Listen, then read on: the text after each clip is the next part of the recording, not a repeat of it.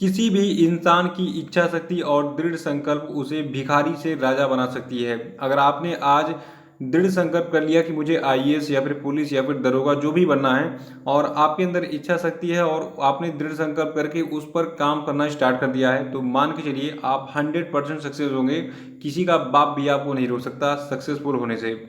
नमस्कार दोस्तों, आज के वीडियो में डिस्कस करेंगे हम 22 सितंबर के करंट अफेयर पे। और देखिए, आज के वीडियो में टोटल हम 12 मोस्ट इंपॉर्टेंट करंट अफेयर पर चर्चा करेंगे और साथ में इनसे जुड़े जितने भी स्पेशल फैक्ट हैं उन पर हम पूरे डिटेल में चर्चा करेंगे। और इस वीडियो के लास्ट में आपका एक टेस्ट भी लिया जाएगा, तो इस टेस्ट को जरूर दीजिएगा। और इस वीडियो को पूरा देखने के बाद आप इसकी पीडीएफ फाइल भी डाउनलोड कर सकते हैं नीचे डिस्क्रिप्शन बॉक्स में, और हमारे टेलीग्राम चैनल में, दोनों में आपको इस वीडियो की पीडीएफ के लिए मिल जाएगी। और अगर आपने टेलीग्राम चैनल को नहीं ज्वाइन किया तो उसको ज्वाइन कर लीजिएगा।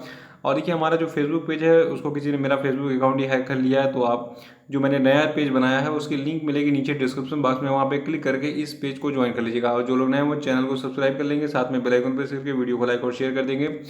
तो चलिए शुरुआत करते हैं आज के करंट अफेयर की लिंक। सबसे पहले बात कर लेते हैं कल के करंट अफेयर में पूछे गए सभी क्वेश्चन के क्षेत्रों। दी क्वेश्चन का पहला प्रश्न था कि हाल ही में किस राज्य सरकार ने मुख्यमंत्री महिला उत्कर्ष योजना की शुरुआत की है। तो देखिए, ये राज्य सरकार आपकी गुजरात की है। और दूसरा था कि Dayton literary peace prize lifetime achievement award 2020 किसने जीता है। तो देखिए, इस अवार्ड को जीता है मार्गरेट एटवुड ने। और तीसरा था कि हाल ही में राष्ट्रीय सुरक्षा पर ब्रिक्स देशों के शीर्ष सुरक्षा अधिकारियों की किस क्रम की बैठक आयोजित की गई। तो देखिए, ये क्रम था 10वां। और चौथा था कि हाल ही में बाबू सिवान का निधन गया, वो क्या थे। तो देखिए, जो कि बाबू सिवान जी हैं ये एक तमिल फिल्म निर्देशक थे। और पांचवा था कि हाल ही में किस व्यक्ति को यूएन की 2020 क्लास ऑफ 17 यंग लीडर्स की सूची में शामिल किया गया है। तो देखिए, ये व्यक्ति आपके हैं उदित सिंघल। और आज के करंट अफेयर का जो पहला सबसे मोस्ट इम्पॉर्टेंट प्रश्न है यह है कि अंतर्राष्ट्रीय शांति दिवस यानी कि इंटरनेशनल डे ऑफ पीस जो है ये किस तिथि को मनाया जाता है। तो देखिए, अंतर्राष्ट्रीय शांति दिवस को मनाते हैं 21 सितंबर को हर साल। और 2020 के अंतर्राष्ट्रीय शांति दिवस की थीम है शेपिंग पीस टुगेदर। याद रखिएगा, 21 सितंबर को अंतर्राष्ट्रीय शांति दिवस मनाता है और 2020 के लिए इसकी थीम क्या है, शेपिंग पीस टुगेदर। देखिए, संयुक्त राष्ट्र महासभा के दौरान 1981 में जो है अंतर्राष्ट्रीय शांति दिवस की शुरुआत की गई थी। तो कभी कभी एग्जाम में ये भी पूछ लेता है कि कौन सा दिवस जो है उसको कभी स्टार्ट किया गया था। तो 1981 में अंतर्राष्ट्रीय शांति दिवस की शुरुआत की गई थी संयुक्त राष्ट्र महासभा के दौरान। और दूसरा प्रश्न है कि इंटरनेशनल कोस्टल क्लीनअप डे यानी कि अंतर्राष्ट्रीय तटीय स्वच्छता दिवस किस तिथि को मनाया गया। तो देखिए, ये तिथि आपकी है 19 सितंबर। याद रखिएगा, 19 सितंबर को हमने मनाया है इंटरनेशनल कोस्टल क्लीनअप डे। और इसको हिंदी में कहते हैं अंतर्राष्ट्रीय तटीय स्वच्छता दिवस। देखिए, ये तट मतलब जो आपके समंदर तट हो गए, समंदर वगैरह के, ठीक है, उनकी बात हो रही है। देखिए, जो आपका अंतर्राष्ट्रीय तटीय स्वच्छता दिवस है ये पारंपरिक रूप से सितंबर के तीसरे शनिवार को मनाया जाता है, यानी कि इसकी तिथि हर साल चेंज होती रहती है। इस साल जो है जो आपका ये सितंबर का तीसरा शनिवार है ये पड़ा था 19 सितंबर को, तो हमने इसलिए 19 सितंबर को मनाया अंतर्राष्ट्रीय तटीय स्वच्छता दिवस। और देखिए, 2020 का जो आपका अंतर्राष्ट्रीय तटीय स्वच्छता दिवस है इसकी थीम है achieving a trash free coastline, ठीक है। और तीसरा प्रश्न है कि वर्ल्ड अल्जाइमर डे यानी कि विश्व अल्जाइमर दिवस कब मनाया जाता है। तो देखिए, तिथि आपकी है 21 सितंबर। 21 सितंबर को मनाते हैं हर साल विश्व अल्जाइमर दिवस के रूप में।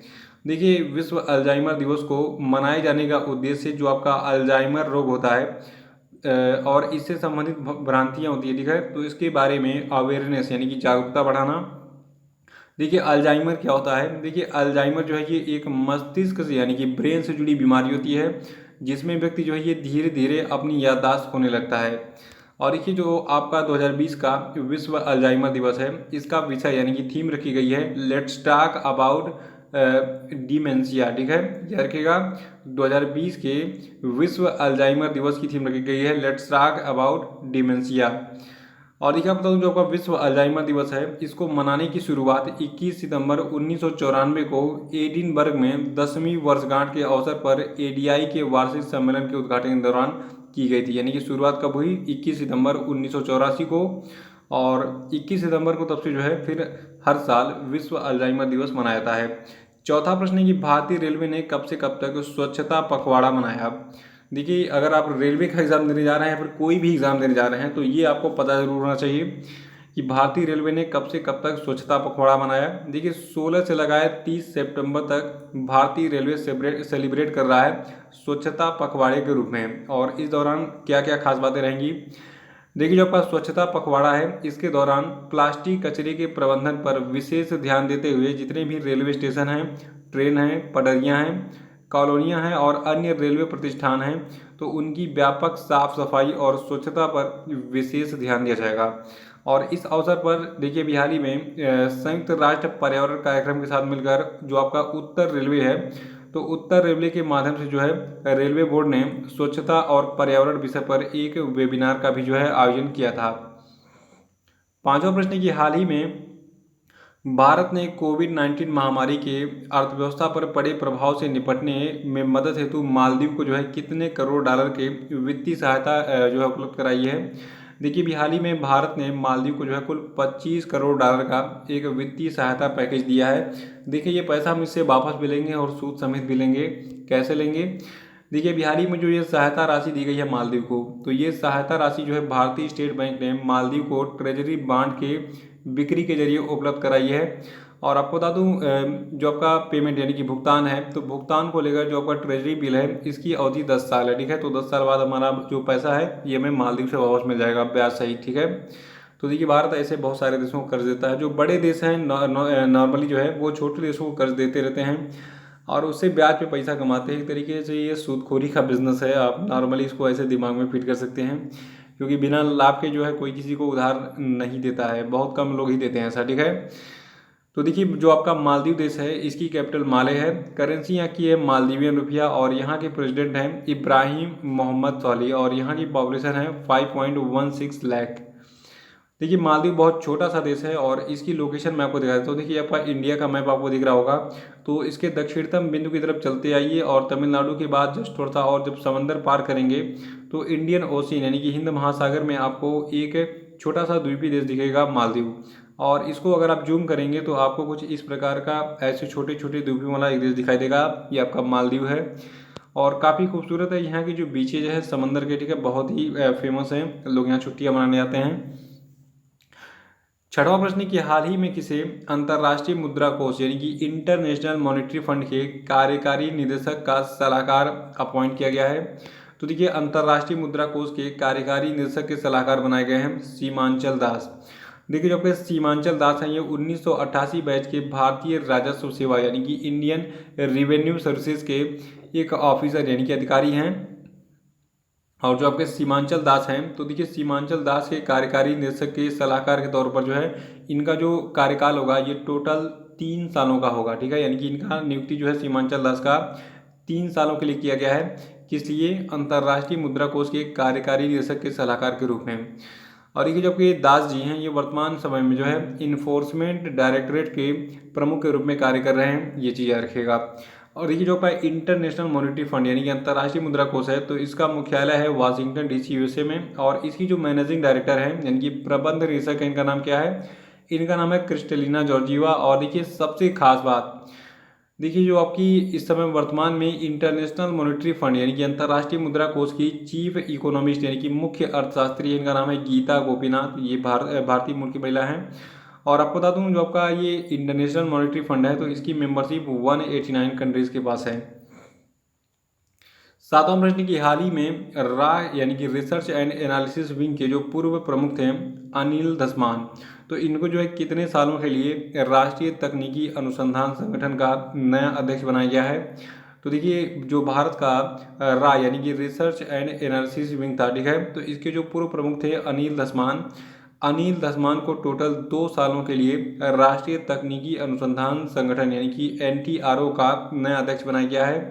देखिए जो आपका NTRO है यानी कि राष्ट्रीय तकनीकी अनुसंधान संगठन है, इसको अंग्रेजी में हम कहते हैं क्या, नेशनल टेक्निकल रिसर्च ऑर्गेनाइजेशन।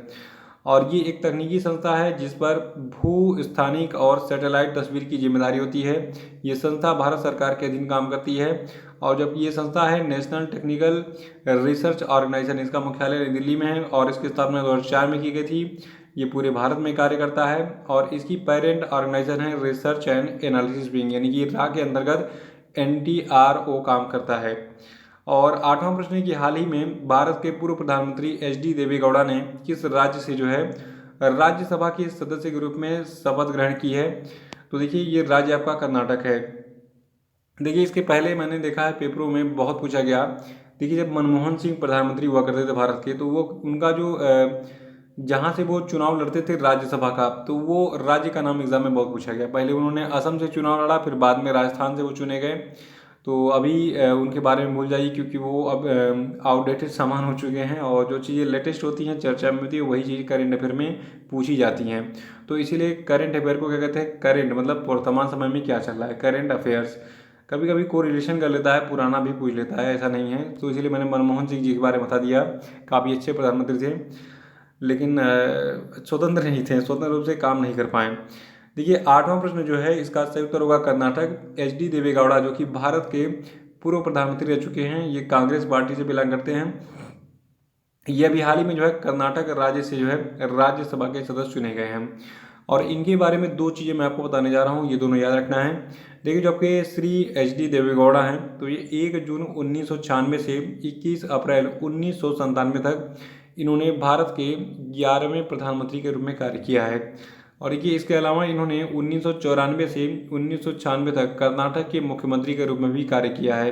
तो इतना बड़ा एक कांग्रेस का लीडर जिसको कांग्रेस इग्नोर करती है, देखिए इनका नाम कहीं भी आपको कांग्रेस पार्टी में किसी भी सभा वगैरह में नहीं दिखता है, इनको वो सम्मान नहीं मिला।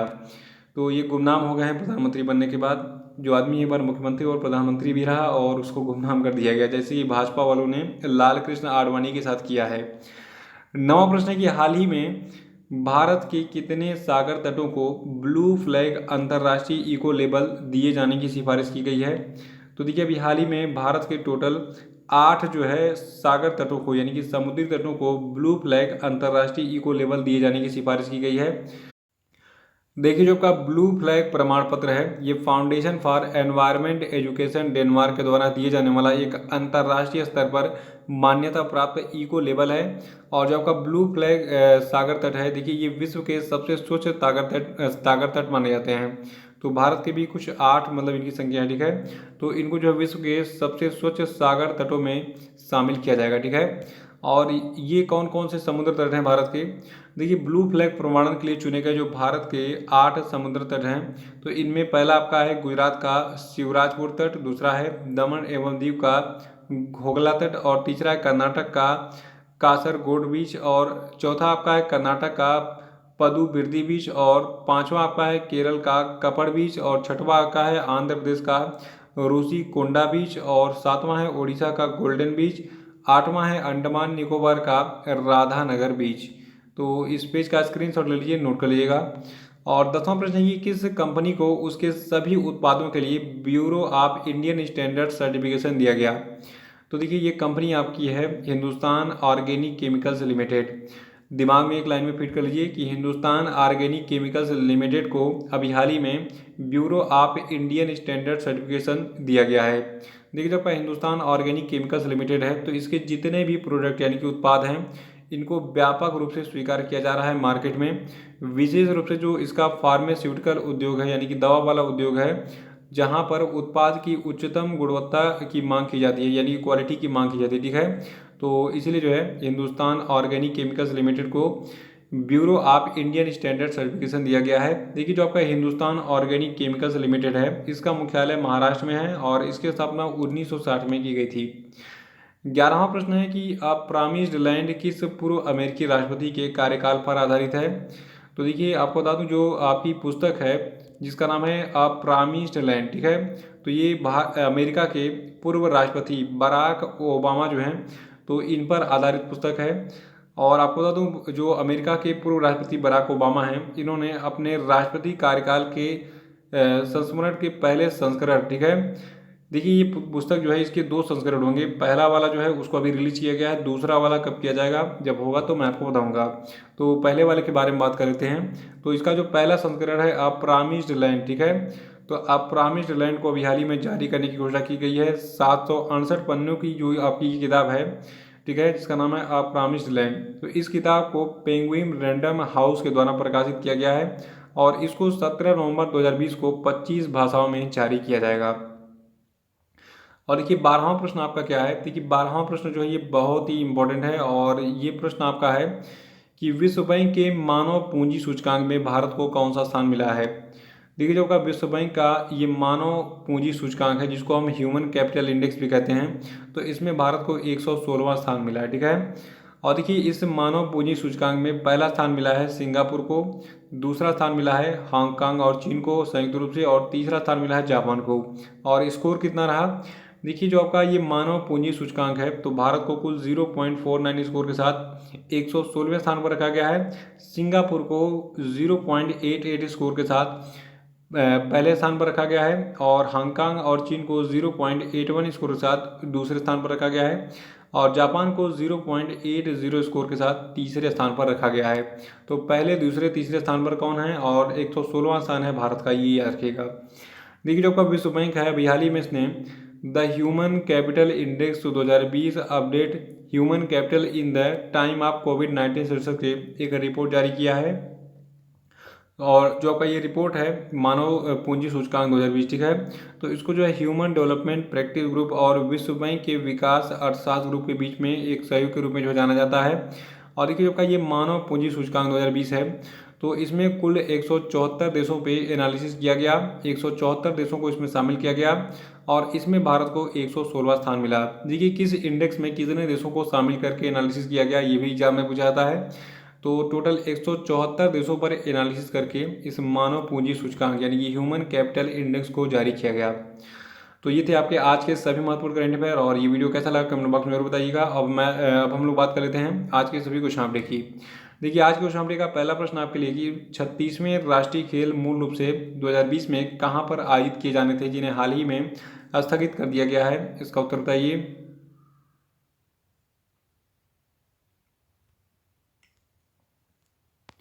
दूसरा प्रश्न आपके लिए किस संस्था ने AICTE का उत्कर्ष संस्थान विश्वकर्मा पुरस्कार 2020 जीता है, उत्तर बताइए।